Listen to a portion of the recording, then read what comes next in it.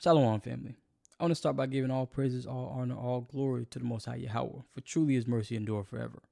I'm your Captain Nicole, and tonight's class is going to be going over, as you see on the screen, the Shabbat. This is the very, very first lesson in the Milk Monday series. The Milk Monday is for us to establish and build up our foundation.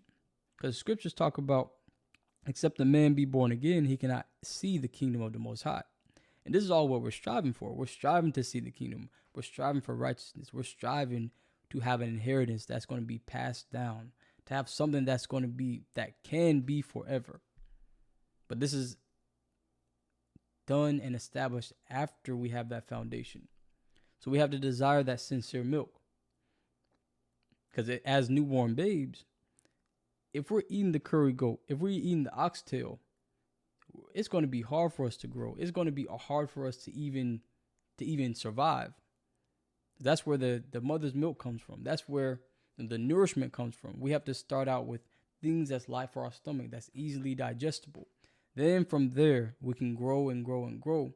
Then we can have the curry goat. Then we can have the oxtail. Then we can have those larger meals, the larger portions. But we have to always remember the foundation, and we have to start out with that. So now, the Shabbat. Today we're going to be covering who the Shabbat is for, what is it, the purpose of the Shabbat, how to keep it. And then we're going to end out with what happens after the Shabbat. So, Colossians 3:17.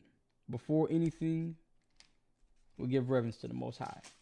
So Colossians chapter 3 and verse 17, it reads, "And whatsoever ye do in word or deed, do all in the name of the Adawan, Yahweh Shai, giving thanks to Yahweh and the Father by him." So everything that we say, everything that we do is going to be according to this word. How to keep the Shabbat is going to be according to this word. We're not going to do what the churches do to you. We're not going to tell you this is the answer and not give you any references at all. So everything that we say and do is going to be according directly to the scriptures. So let's start things off with the book of Amos chapter 3. The question is, who is the Shabbat for? Who are these law, statutes, commandments for? Who was it given to? The book of Amos chapter 3 and verse 1, it reads, "Hear this word that the Most High hath spoken against you, O children of Israel, against the whole family which I brought up from the land of Egypt, saying, You only have I known of all the families of the earth. Therefore I will punish you for your iniquities." So why do we bring this scripture up? The Most High says the children of Israel is the only families of the earth that he has known. Therefore he's going to punish us for our iniquities. Why do we bring this up for our iniquities?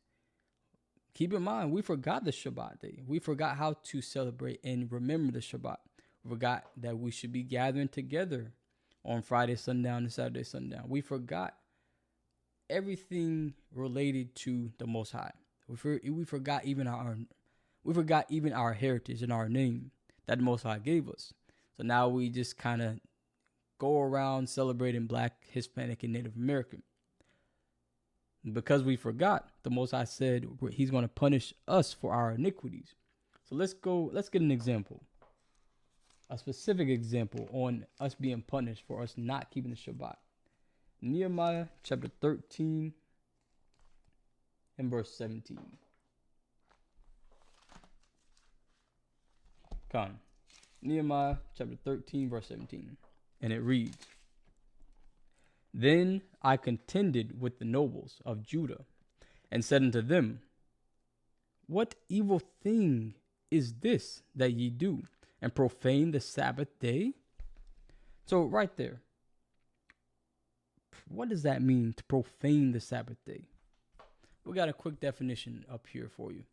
So when I searched in on Google, to profane, it means, it's a verb. It means to treat something that's sacred with irreverence or disrespect. So when we read in Nehemiah 10 and 17, or 13 and 17, one more time, let's read that again. It says, "What evil thing is this that ye do, and profane the Sabbath day?" So it was an evil thing. It is an evil thing for us to profane the Sabbath day, for us to disrespect the Sabbath day. It's an evil thing for us to lust after our brothers' wives. It's an evil thing for us to steal from one another. It's an evil thing for us to break these 10 commandments that we were given. Right? And let's read on verse 18. Did not your fathers thus? And did not our power bring all this evil upon us?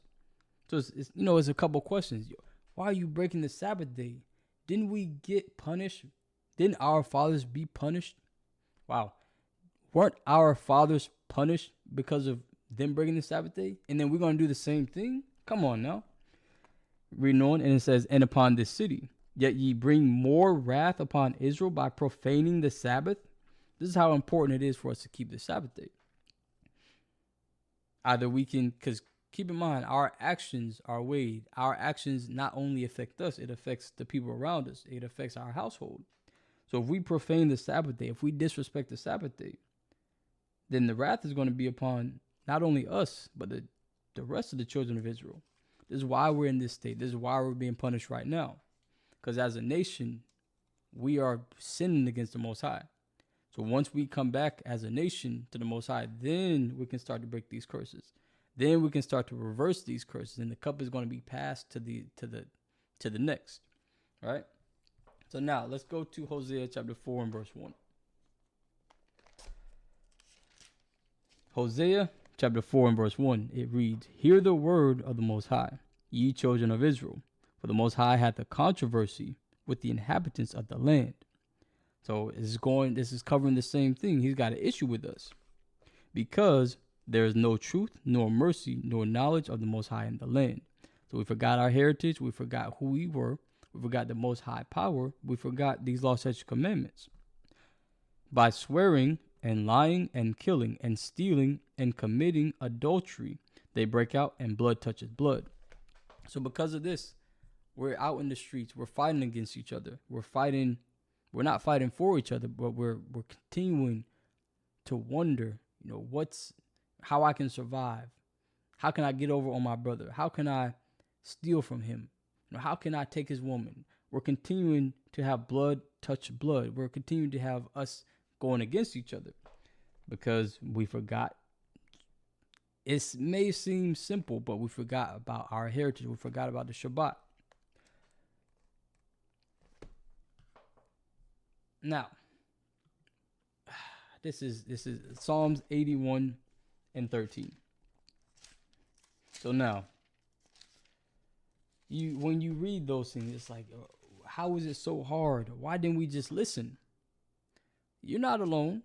Let me get Psalms 81 and 13. It says, oh, that my people had hearkened unto me, and Israel had walked in my ways. Like it's a cry out, like, why can't we listen? Right? We have that question all the time. Why can't we listen?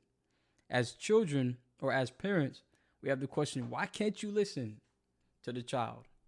And, they just look at you as, I don't know. I want to do good. I want to do right, but I just want to try and do it or figure it out on my own. This is one of the things that we have to eliminate. We have to get rid of that. I want to do it on my own. I want to make the mistakes on my own. We have the scriptures written for our learning and for our good. So the experiences that's written down is for us to hearken unto rather than us to read and see the examples put in place and completely ignore it and then continue to do what we want to do. So let's go into the purpose of the Shabbat. So we got an understanding of why we were being punished, who the Shabbat and the commandments were given to. Now we're going to go into what the purpose of the Shabbat is. In the book of Exodus, chapter 31 and verse 16.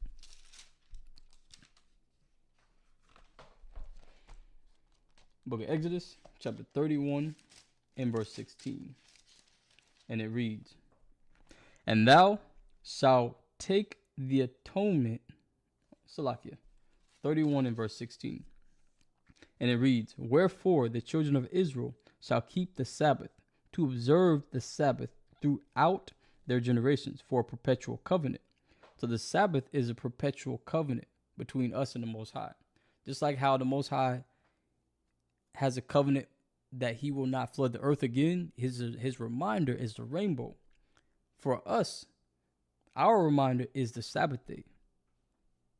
Is a sign between us, between the Most High and the children of Israel.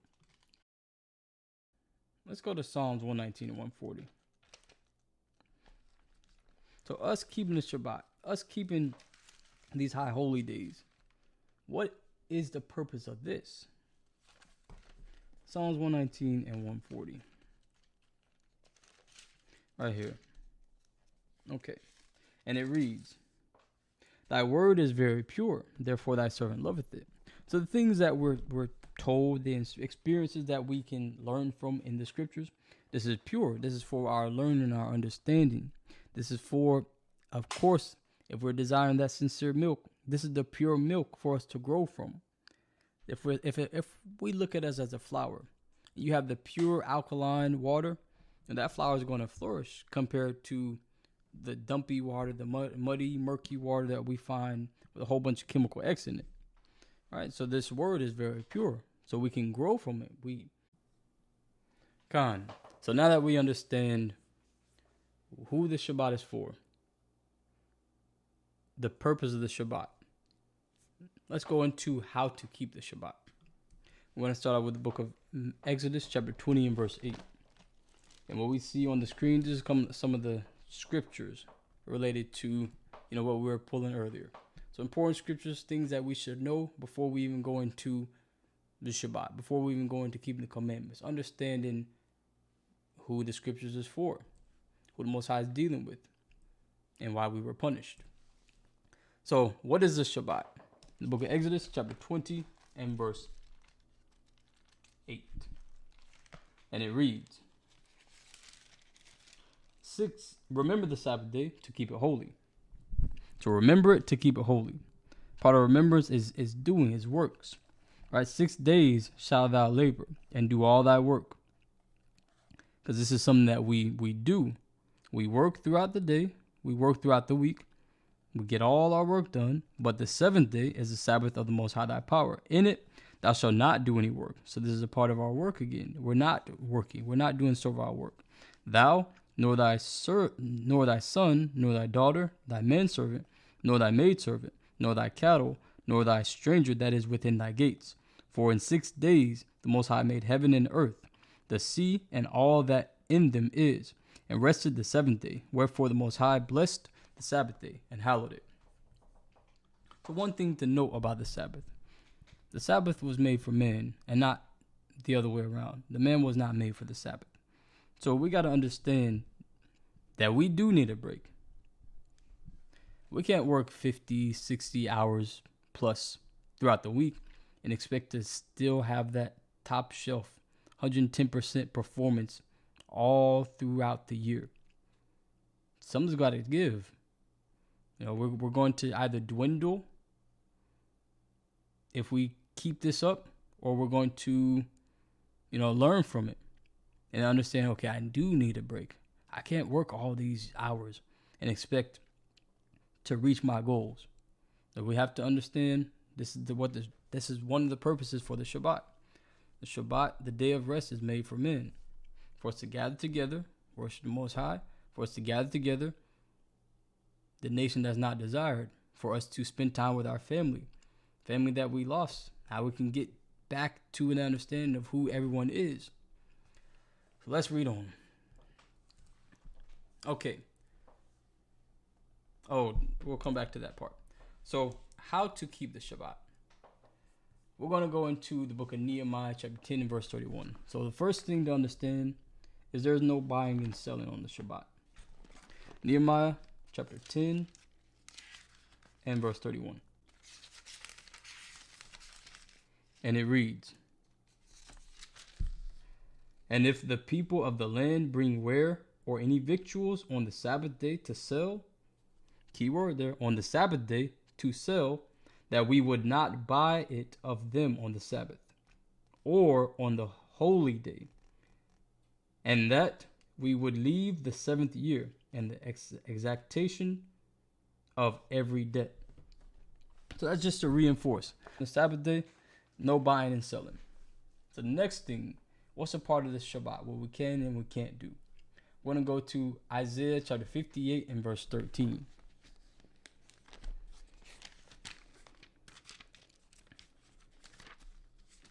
Book of Isaiah chapter 58 and verse 13, and it reads, If thou turn away thy foot from the Sabbath, from doing thy pleasure on my holy day, and call the Sabbath a delight, the holy of the Most High, honorable, and shall honor him, not doing thine own ways. So this is how we honor the Most High, by not doing our own ways, nor finding thine own pleasure, nor speaking thine own words. So one of the things that we thought we were doing properly, but we weren't doing, as we found out later on, we were playing video games during the Shabbat, to pass the time. We were like, okay, well, we're resting. One of the things that we understood from Exodus 20 and 8 was to not do any sort of our work therein. That wasn't any work, but it was a part of our pleasures, right? Sitting down, watching Netflix all day, not opening up the scriptures, sitting down playing video games, competitive Call of Duty or zombie mode, right? This is a part of our own pleasures. So this is how we honor the Most High, by not doing our own ways, nor finding our own pleasures, nor speaking thine own words. Then shalt thou delight thyself in the Most High, and I will cause thee to ride upon the high places of the earth, and feed thee with the heritage of Jacob thy father, for the mouth of the Most High hath spoken it. So this is how important it is for us to keep the Shabbat properly. Matthew chapter 12 and verse 11. Matthew chapter 12 and verse 11. How much then is a man better than a sheep? Wherefore it is lawful to do well on the Sabbath day. So if we see one of our brothers, their tires popped, they need some help, they're stranded on the side of the road, it's good to do good on the Shabbat. All right? Be not over righteous much. Then saith he to the man, Stretch forth thine hand. And he stretched it forth, and he was restored, whole, like as the other. The last thing we want to pull is what we should be doing as far as food on the Shabbat. Can we cook? We got to use wisdom. If we got young children, if we have those that require you to kindle a fire, then it's required. But if we can help it, no cooking on the Shabbat, no kindling any fires. Like a lot of what we have in the pantry, we have some cereal, we got some pre-made. Shoot, even go to Publix, get you a sub. Make some food, a one-pot meal for the day before, or some hummus or some kind of Mediterranean meal, something that'll last you for the next day. Shoot, there's some great fruit bowls that are out there. Fruit bowls, smoothies, there's lots of options that we have, basically. We're not too limited. We're just cutting out food, hot food, for 24 hours, from sun up to sundown, or from sundown to sundown. So the last scripture we want to close out with is the book of Exodus chapter 16 and verse 23. And he said unto them, This is that which the Most High hath said. Tomorrow is the rest of the holy Sabbath unto the Most High. Bake that which ye will bake today, and seethe that ye will seethe, and that which remaineth over lay up for you to be kept until the morning. So the stuff that our food, if we're going to be, Thursday is considered our prep day. But if we didn't prep, we have until before sundown on Friday. So during that time, we got to prepare what we need to prepare, order if we are ordering, order extra for tomorrow, make leftovers so that we're not starving for the next day, so that we're not struggling. Because the Sabbath, it shouldn't be hard. Keeping these commandments shouldn't be hard. But it's all in the preparation. If we don't prepare, it's going to be a lot harder. The Judges 5 and 11 says we are rehearsing the righteous acts. We're getting prepared for what's to come. If we don't prepare, if we don't understand and know what's to come, then once it's actually here, it's likely we're going to fail. Like we're going to fail at the trials and tribulations that's put in front of us. But if we prepare, as we're doing with the Shabbat, it starts with one thing at a time. As we prepare, then our endurance will increase. Then our habits will be established. Then we don't have to worry too much about what am I going to be eating on the Shabbat? What am I going to be doing on the Shabbat? Oh yeah, Salakia. After the Shabbat, what do we do? So after the Shabbat, the book of Mark chapter 16 and verse 1. When the Sabbath was passed, Mary Magdalene and Mary, the mother of James, and Salome had bought sweet spices that they might come and anoint him. So after the Shabbat, things go back to normal. You can buy and sell, you can cook, you can clean, you can watch Netflix, you can play your video games. So it's not a life-altering, actually it is. It is a life-altering thing for us to start keeping the Shabbat. But it's not a drastic change from what we do in our daily lives. Just adding in reason and adding in purpose and adding in a day of rest. And with that, I'm going to leave y'all with a recap page, and I'm going to say shalom. Shalom.